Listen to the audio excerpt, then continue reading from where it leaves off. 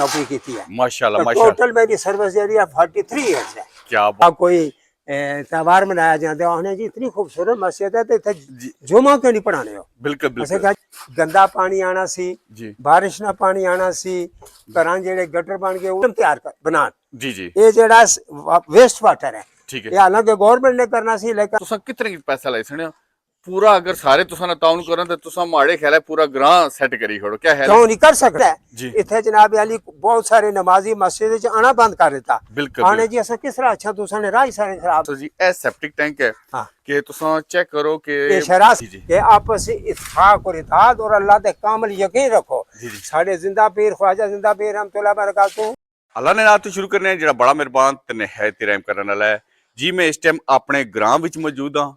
माड़े ग्रां का नाम तुसें पता ही है कि करुंटा सकंदराल है जी। और आखने स्याने आखने कि जिस ग्रां विच बुजुर्ग मौजूद होवन, जिस ग्रां विच दीनदार लोग मौजूद होवन ते उस ग्रां नी कदे भी के आखने कि उसकी कोई मसला परेशानी नहीं हो सकनी, हमेशा तरक्की च रहना है वो ग्रां। क्यों? क्योंकि स्याने लोग ना वो बुजुर्ग बंदे वो मशवरा देने रहने, दीनदार बंदे दुआ करने रहने जी। अज माड़ना जी शख्सियत मौजूद ना किसी तारफ ने मुहताज नहीं। इन्होंने जो छोटे भाई ना माशाल्लाह अल्लाह ताला उन्होंने बड़ी इज्जत बख्शी है। राजा तस्लीम अहमद कैनी साहब रावलपिंडी स्पोर्ट्स बोर्ड डिवीजन ने डायरेक्टर रिटायर्ड हुए।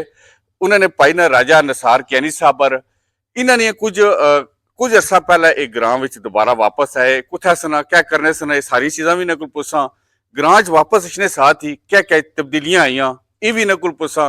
और आखिर पर एक चीज़ ऐसी इन्वेंशन भी तुहां जरूर दसा कि जेड़ा मैं फर्स्ट टाइम तक किया और बड़ा उसने तू मुतासर होया जिसकी वजह तू मैं वीडियो बना लगा। अच्छो सारे नाल अज ही राजा निसार कैनी साहब ने तुहां गुफ्तगू सुनाने तो सारा आल हवाल तुहां दसने जी।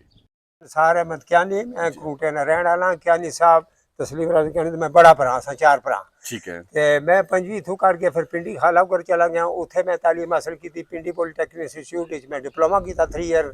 उस तो बाद सन 68 में CDH एज ए ओवरसीयर लग गया। ठीक है। उस तो बाद मैं प्रमोट होने वाला सा मैं STO बनने वाला सा। सन 1981 जनरल ज़िया साहब के टाइम एक वफद आया है Abu Dhabi to arm forces engineer चाहिए से UAE arm forces Abu Dhabi Sheikh Zayed military cantonment में बनाया। उस 15 छावनियां में बनाई और सन 81 तो लेके सन 93 तक मैं मिलिट्री से एज ए काम किया और एज ए कैप्टन काम किया। एक ऑफिसर की पोस्ट मेरे और उथे जनाब अली मैं अपना एक्सपीरियंस किया। मैं स्पेशलाइज इलेक्ट्रिकल हाँ लेकिन उन्होंने मेरी वोकैबुलरी की देखी है और मैं फिर मैकेनिकल का भी कोर्स करके तो फिर मैं पूरा मैकेनिकल इलेक्ट्रोमैकेनिकल इंजीनियर बन गया। और उतों फिर मैं AMI करके तो पूरा इलेक्ट्रोमैकेनिकल इंजीनियर की मैं ड्यूटी की थी as a consultant as a designer as a construction manager resident engineer तक। कितने year military Sheikh Zayed military compound मैं नौकरी की है 81 to 93। ठीक है। फिर उस तो बाद कुछ आपस अमरीका और इस दे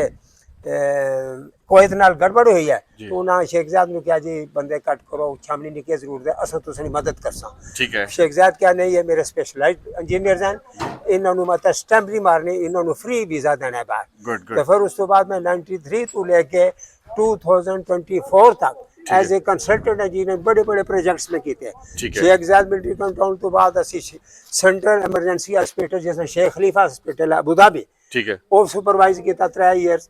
फिर 5 स्टार होटल अलैन जबल हफीज होटल ठीक है वो किया। और उस तो बाद फिर मैं अडनाक प्रोजेक्ट्स ठीक है Abu Dhabi ADNOC projects American company के नाल 2 साल वो किया। ठीक है। पैलेस होटल उथे मैं कंटिन्यू 2004 तो लेके 2024 एंड ऑफ दिसंबर जी तो मैं उथे नौकरी की है। माशाल्लाह तो माशाल्लाह टोटल मेरी सर्विस जी 43 ईयर्स है। क्या बात है। यानी कि नियरेस्ट टू 45 यानी कि 45 UAE दी 45 साल दी सर्विस। अच्छा इसना मैं तुहां की एक प्रैक्टिकल रिजल्ट दसा कि जेडी ने सर्विस कीती। वैसे असा कई बारी कोई बंदा को बाना होना जी मैं इत्थे ए कीता मैं ओ कीता असा नहीं पता लगना लेकिन इन्हें प्रैक्टिकली तुहां की दसने आ। सबसे पहले अली साहब अगर तुहां कैमरा इस साइड मारसो कि तुहां चेक करसो कि हे कितना खूबसूरत जा बनता वा। फिर तुहां मस्जिद दे पासे मारसो मैं थोड़ा जा आई साहब कोलू इस पार्किंग और मस्जिद ने बारे में थोड़ा दसो क्या क्या तुहां कीता। मैं जब इत्थे आया जी साढ़े सामने हर वेले गंद बला होना सी जी डंगर माल बैठे रहने सन गंदगी सी और सामने बूआ भी सी जी। और सामने मस्जिद भी सी जी ते मैनू एहसास हो रहा सी कि अल्लाह दा घर दे सामने जी। इतनी गंदगी नहीं होनी चाहिए नाले बूआ भी है जी। नबी की वसल्लम ने फरमान भी है कि अपने सहनों की भी सफाई करें और जो बाहर दरवाजे के बाहर जो होते हैं जी। जी उनकी भी सफाई का खास ख्याल खास रखें ख्याल रखो। तो उस वास्ते फिर मैं सोचा कि जहाँ मस्जिद ही बनानी है जी तो इसके सामने पार्किंग होनी चाहिए जी जी तो ये फिर मैं इस उसका खर्चा करके जी। खूबसूरत पार्किंग बनाती फीस भी ले ला माशाअल्लाह। अल्लाह ताला दे घर नू मतलब है शान बख्शने वास्ते चेक कर जी एक तो इन्हें मस्जिद दी शान ही एक निराली है कि ऊंची और- जगह है और बड़ी खूबसूरत जी जगह है अच्छा भाई साहब माशाल्लाह तुसा ना मस्जिद भी बड़ी प्यारी है जी इस नाल एक छोटा जिहा मदरसा भी जी बनता वा जी जी जी ये केड़े मकसद मारू कीता सी क्या बनाना चाहने सो ਇਹ ਸਾਡੇ ਬਾਉ ਦਾ ਜਿਹੜੇ ਸੁਣ ਦਾਦਾ ਪੜਦਾਦਾ ਜੀ जी ਇਹ ਉਹਨਾਂ ਨੇ ਮਸਜਿਦ ਬਣਾਈ ਸੀ जी ਤੇ ਉੱਥੇ ਅੰਦਰ ਹੀ ਮਦਰਸੇ 'ਚ ਬੱਚੇ ਪੜ੍ਹਦੇ ਸਨ जी ਤੇ ਜਗ੍ਹਾ ਬੜੀ ਤੰਗ ਸੀ ठीक है ਤੇ ਬਾਰਿਸ਼ ਹੋ ਜਾਏ ਤਾਂ ਉੱਥੇ ਨਮਾਜ਼ੀ ਨਮਾਜ਼ ਪੜ੍ਹ ਰਹੇ ਨੇ ਸਟੂਡੈਂਟ ਵੀ ਬੈਠੇ ਨੇ ਤੇ ਅੱਛਾ ਜਿਹਾ ਨਹੀਂ ਸੀ ਲੱਗਣਾ जी जी ਇਹ ਫਿਰ 15 ਸਾਲ ਪਹਿਲੇ ਮੈਂ ਆਇਆ जी ਤੇ ਇੱਥੇ ਮੈਂ ਨਾਲ ਫਿਰ ਮਦਰਸਾ ਬਣਾਤਾ ਇਹ ਜਿਹੜੀ ਨਾਲ ਜਗ੍ਹਾ ਓਪਨ ਸੀ ਇਹ ਇੱਕ ਮਸਜਿਦ ਨੂੰ ਹੁਜਰਾ ਸੀ गुजरा सी ਤੇ ਉੱਥੇ ਡੰਗਰ ਬੱਕਰੀਆਂ ਕੁੱਤੇ ਬੈਠੇ ਰਹਿੰਦੇ ਸਨ जी ਤੇ ਮੈਂ ਕਿਹਾ ਇਹ ਅੱਲਾ ਨੇ ਘਰ ਦੇ ਨਾਲ ਬੇਅਦਬੀ ਹੋ ਰਹੀ ਹੈ जी ਤੇ ਮੈਂ ਫੌਰਨ ਫੁੱਲ ਫਲੈਜ ਮੇਰਾ ਆਪਣਾ ਖਰਚਾ ਕੀਤਾ ठीक है ਚਾਨੀ ਸਾਹਿਬ ਨੇ ਸੁਪਰਵਾइज ਕੀਤਾ मैं तो बाहर चला गया जी जी तो ये मदरसा बनाया जी जी इसके अंदर बहुत बड़ा हॉल है जी आगे कॉरिडोर है जी। बहुत खूबसूरत बनया मदरसा माशाल्लाह और बहुत ही इजी बच्चे पढ़ने ने हर चीज़ करने इधर जमात भी हो रही है और जेडे बाहरों लोग आने नमाज पढ़ने वास्ते कोई मौत की फौतगी थे जी या कोई त्यौहार मनाया जाता है उन्हें जी इतनी खूबसूरत मस्जिद है तो इतने जी जुमा क्यों नहीं पढ़ाने हो बिल्कुल ऐसे बिल्कुल कहा जी इंशा वो भी पढ़ा सा ਉਹ ਵੀ ਪੜਾਸਾਂ हाँ ਔਰ ਮੈਂ ਹੁਣ ਤੁਸੀਂ ਕੀ ਆਈ ਸਾਹਿਬ ਅਗਰ ਰਿਕਵੈਸਟ ਕਰਸਾਂ ਕਿ ਥੋੜਾ ਥੋੜਾ ਨਾਲ ਜੁੜਨ ਜਿਹੜਾ ਇੱਕ ਜਿਹੜੀ ਇਹਨਾਂ ਦੀ ਇੰਜੀਨੀਅਰਿੰਗ ਦਾ ਪ੍ਰੈਕਟੀਕਲ ਸਬੂਤ ਹੋ ਕੇ ਦੱਸਣ ਦੀ ਕੋਸ਼ਿਸ਼ ਕਰਸਾਂ हाँ ਕਿ ਉਹ ਜਿਹੜੀ ਚੀਜ਼ ਬਣਾ ਰਹੇ ਕਿਆ ਬਣਾ ਰਹੇ हाँ ਔਰ ਕਿਉਂ ਬਣਾ ਰਹੇ ਅੱਛੋ ਸਾਡੇ ਨਾਲ ਜੁੜੋ ਜੀ ਆਈ ਸਾਹਿਬ ਹੁਣ ਇਹ ਦੱਸੋ ਪਲੀਜ਼ ਇਹ ਜਿਤਨਾ ਵੀ ਮਾਸ਼ਾਅੱਲਾ ਕੰਮ ਹੋਣਾ ਪਿਆ ਇਹ ਕਿਸ ਬੇਸ ਕਿਉਂ ਕਰਾ ਰਹੇ ਹੋ ਤੁਸੀਂ जी ਗਵਰਨਮੈਂਟ ਵੀ ਕਰਾਈ ਸੈਂਸ ਸੀ ਤੁਸੀਂ ਆਪੂ ਕਰਾ ਰਹੇ ਹੋ ਕਿਉਂ ਕਰਾ ਰਹੇ ਹੋ जी इसकी वजह यह है जी ये नालियां जड़ियां दो ने जो जड़ियां दो गलियां ने ये 22 साल तो इन्हां विच जनाब अली गंदा पानी आना सी ਜੀ बारिश ना पानी आना सी घरां जेड़े गटर बन गए उन्हां ने पानी आना सी और स्लोपां सही नहीं सुन ਜੀ लोकां ने कपड़े पलीत होने सुन नापाक होने सुन नमाज जनाजे वास्ते इत्थों जनाजे जाने सुन ਜੀ खुशी गमी विच भी ये रस्ता इस्तेमाल होना सी जी। जिसकी वजह तो मैं महसूस किया कि ये गवर्नमेंट 22 साल हो गए इधर क्यों नहीं तवज्जो देती ਬਿਲਕੁਲ ਸਹੀ साढ़े ग्रां लोगों भी बेचारे ने कोशिश की है लेकिन किसी ने सुनाई नहीं हुई ਜੀ ਜੀ या प्रॉपर अप्रोच नहीं की जी। ते वो अफेक्टेड ही रहे इस तरह बात सब्र करने रहे ਜੀ और उस तो बाद फिर क्या होया कि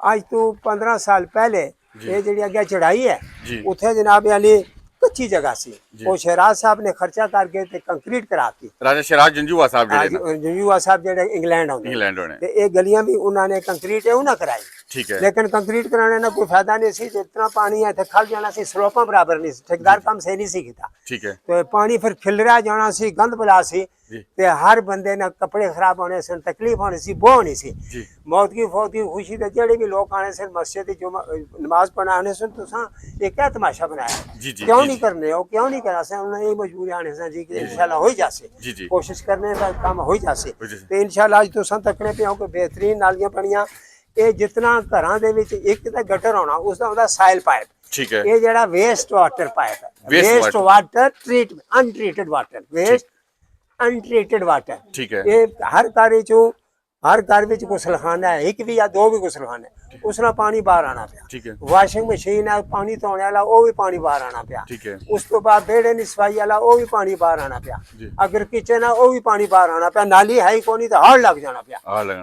गंद बला हर चीज है उस तो बाद मजे निकाल के है कि हर बंदे ने अपना अंदर सब बनाया है गटर जी उसका ओवरफ्लो भी इधर ही सटने ठीक है जर गल है हां बल्कि इधर इजी बढ़ना बढ़ना भी इधर ते वो कोई इतनी ना बेचारे को इस्तात नहीं है जी कि नाले इतना इन्होंने कोई दूर अंदेशी नाल नहीं सोचा कि इसने नुकसान नहीं है जी। बदबू आसी जी ते वो गवर्नमेंट ने ऐसा ही अपील कर सा कि please sewerage treatment sewerage system तैयार कर बना जी जी ये जेड़ा वेस्ट वाटर है ठीक ये है हालांकि गवर्नमेंट ने करना सी लेकिन मैं महसूस किया कि ये जेड़ा कम है ये लाजमी होना चाहिए ना क्यों नहीं होना पिया जी जी तो वो फिर मैं सारी कुर्बानी दी है जी जी जी और ग्रां ने मीटिंग बुलाई ठीक कि है भाई ये हुण पानी जेड़ा हुण जासी कुछ है ठीक है गवर्नमेंट ना होंदा सीवरेज ट्रीटमेंट प्लांट होंदा है। ठीक है तो फिर अपने शहराज साहब इंग्लैंड वाले जंजूआ साहब जी जी उन्हें आख्या जी मेरा प्लाट खाली है ठीक है उत्थे सामने जनाब अली तुसा एक सेप्टिक टैंक बनाओ जी जी उस पानी नु जाया नहीं करन देना उत्थे एक ऑटोमेटिक मोटर लगेगी जी ठीक है ऑटो स्टार्ट हाई लेवल होएगा मोटर चल पेगी जब लो लेवल होगा मोटर खड़ी हो जाएगी जी जी तो वो पानी सारा वो अपने सहन दे विच उन्होंने 2 टैंक बनाए जी उसमें अपने इरीगेशन वास्ते प्लांटिंग वास्ते यूज करेंगे गुड ते गुड बहुत कीमती पानी है पानी मतलब कि एग्रीकल्चर यूज वास्ते उसको वेस्ट भी नहीं करना वेस्ट नहीं करना उन्होंने कितनी बड़ी कुर्बानी देती है जी तो असा उन्होंने बड़े मशकूर हाँ जी जी हैं जी उन्होंने तो बड़े आई साहब ग्राम ही माशाल्लाह तुसा ना अच्छे लोग ना अच्छे सियाने लोग लोग अच्छे ना लोग कोऑपरेट सारियां ने तुसा तामन जिस टाइम कीता। आवाज बुलंद कीती था कोऑपरेट कीता जी सारे बकायदा आवाज बुलंद की थी कोऑपरेट किया और इन्होंने शहराज साहब ने कर मीटिंग हुई है जी जी और सारे मुतफिका फैसला हो गया जी ठीक है असा इन्हें नाल हाँ जी सेप्टिक टैंक भी बनाओ जी अगर बोने मलज की पानी जाना है या जिथे भी पानी जाना कोई बंदा अफेक्टेड ना है अफेक्टेड ना तो हुआ इस वास्ते इन्होंने एक कुर्बानी दी थी उसके बाद मैं आख्या ठीक है जी मैं खर्चा कर सा जी मोटर भी लाई दे सा पानी आगे अपर सट सा आई साहब एक चीज तुम दसो जी कल्ले बंदे ना कितने की बस चली सकना हूं तुसा कितने की पैसा लाई सकने हो